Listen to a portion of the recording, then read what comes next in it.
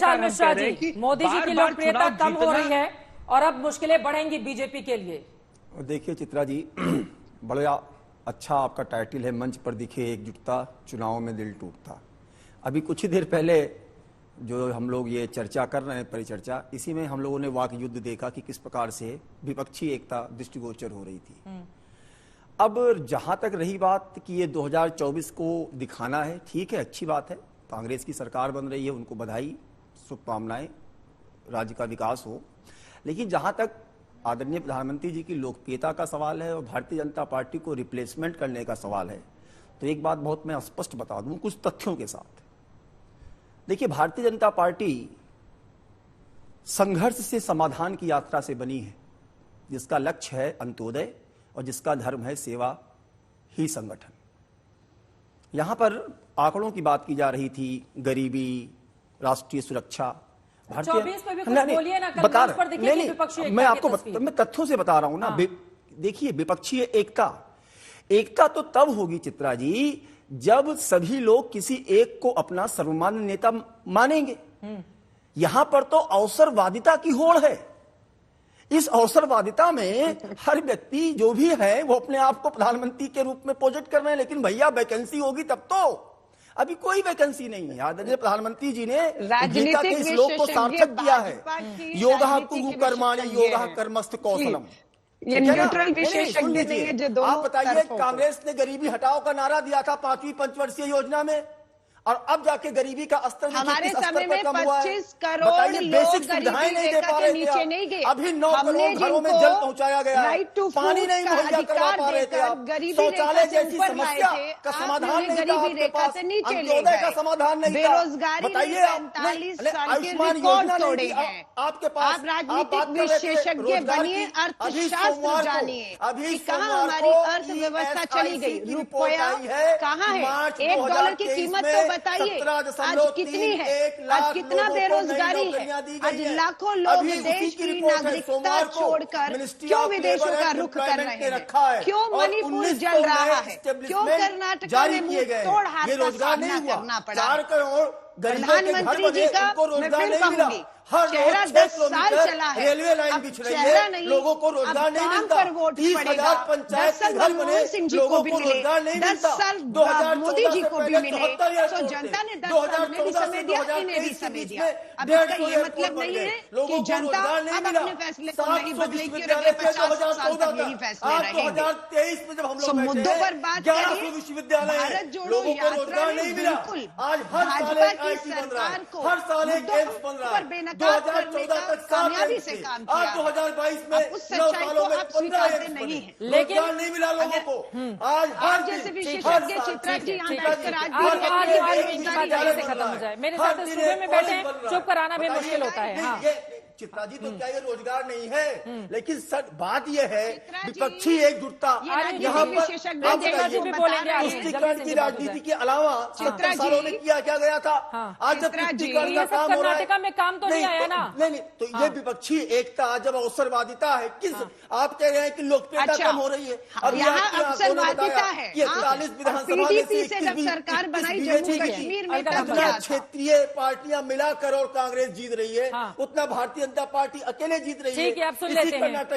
इसी कर्नाटक के चुनाव में बीजेपी का वोट परसेंट कहीं घटा, 38.3% रहा। बंगाल की बात कर लीजिए, 3% बढ़ के 2019 में 38%।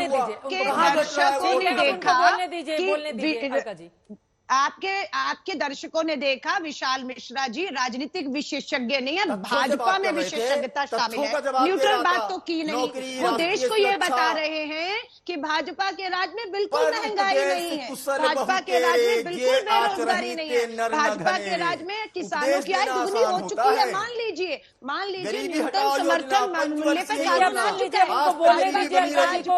मान लीजिए कि बेटियां सुरक्षित हो चुकी है, जंतर मंतर पर तो किसी का भूत बैठा हुआ है।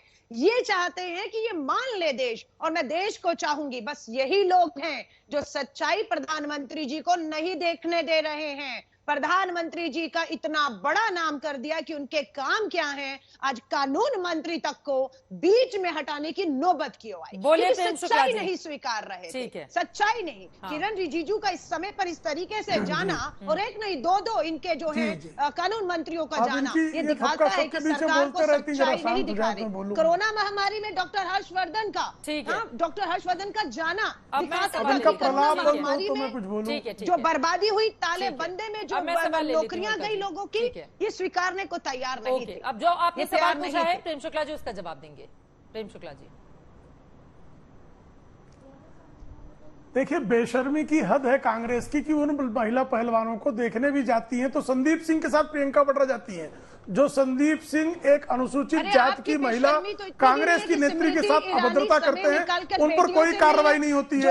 अंकिता दत्ता जो असम फिर बीच बोलने लगी, चित्रा जी क्या तरीका है? ठीक है, थोड़ा सा शब्दों के आचरण को संभाल कर रखेंगे, कांग्रेस के लोगों को बचाने के लिए बुलाया है। आराम से सर, मैं उनको शांति से संयम से सुन रहा था। अभद्रता आज तक पे जो है ये कांग्रेस के लिए अलाउड है? प्रेम शुक्ला जी, ठीक है, अलका जी प्लीज उनको बोलिए। मैं शांति से सुन रहा था इनको, ठीक है, इनके अनर्गल प्रलाप को भी मैं सुन रहा था जी। ठीक है प्रेम शुक्ला जी, सत्य बोलते ही ठीक है। अलका जी आपकी बात हो गई है, अब आप लगातार बोलेंगे मैम, आपका ऑडियो डाउन करना पड़ेगा। प्रेम शुक्ला जी को बोलने दीजिए। जो असम यूथ कांग्रेस की अध्यक्षता, असम की यूथ कांग्रेस की इकाई की अध्यक्षता अंकिता दत्ता, वो जो है इनके श्रीनिवास जो इनके यूथ कांग्रेस के राष्ट्रीय अध्यक्ष हैं, उनकी अश्लील हरकतों के विरुद्ध शिकायत करती हैं और उनको पार्टी से निकाल दिया जाता है। तो जो लोग तंदूर कांड करते रहे हो, मदेना कांड करते रहे हो, बलात्कार छलात्कार, यही जिनका फिर बोले जा रही है, ये क्या तरीका है? अलका जी प्लीज, दोनों लोग बोलेंगे साथ में, सुनाई नहीं देगा। ठीक है सर, जरा 2024 पर रहते हैं। अलका जी प्लीज, क्यों हमारी समझ में नहीं आता सर, मैं आपसे भी भयभीत हूँ, उनसे भी भयभीत हूँ, उन्होंने दोनों ही लोगों से। लाइव चल रहा है कार्यक्रम, मैं दोनों से ही भयभीत हूँ। बोलिए प्रेम शुक्ला जी, उनकी आवाज नहीं जा रही है, प्लीज उनकी आवाज नहीं जा रही है। संयम से सबको सुन रहा था। ठीक है सर, ठीक है। आप अलका लंबा भी, मैं जरा भी बीच में बोलता हूँ मेरी ऑडियो बंद कर देती हैं आप, और कांग्रेस के लोगों को ऑडियो बंद करते समय आप सबकी उंगलियां कांप जाती है। कारण क्या है? किसकी उंगली कट रही है भाई? बंद मेरी आवाज तो तुरंत बंद होती है, इनकी आवाज क्यों नहीं बंद हो रही है? ठीक है प्रेम शुक्ला जी, बोलिए। जी, तो अंकिता दत्ता के मामले में सबके सामने है क्या हरकत रही। तंदूर कांड, मदेरना कांड, इनके मुख्यमंत्री के कार्यालय में हुए बलात्कार, इसकी तो कहानी अगर बोलने बैठ गए तो 40-50 मिनट जो है बलात्कारी कांग्रेसियों पर ही बोलना पड़ेगा।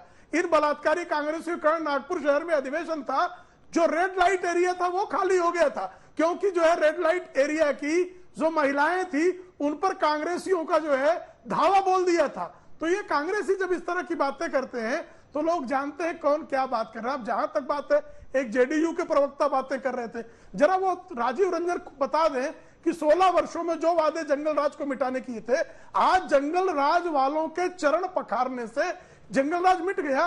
जिन पर भ्रष्टाचार का आरोप, रेलवे में जमीन के बदले जो है नौकरी देने का आरोप ललन सिंह लगा रहे थे, आज उन्हीं की आरती उतार रहे हैं कि इनके खिलाफ कार्रवाई क्यों हो रही है। तो जो इतना बड़ा पलटू राम, और पलटू राम शब्द मेरा नहीं है, ये पलटू राम तेजस्वी यादव कह रहे थे, और उन्हीं तेजस्वी को, उन्हीं के चरण को पखारने में श्रीमान नीतीश कुमार अगर स्वयं को धन्य पाते हैं, तो ऐसे पलटू राम को क्या कहा जाए? पलटू राम की पलटने की जो आदत और मुंगेरी लाल के जो हसीन सपने वो देख रहे हैं, बोलने लगे, मैं इनके बीच में नहीं बोल रहा था। क्यों इतना व्यग्र हो जाते हैं जी? इतना व्यग्र क्यों हो गए राजीव रंजन? हम जानते हैं आप पलटू भंजन है, और आप जो है जुबान भंजन करने का आपके जो नेता भी हरकत करते हैं, और आप भी जो शिवसेना की टिकट पर चुनाव लड़ने वाले आरजेडी में टहल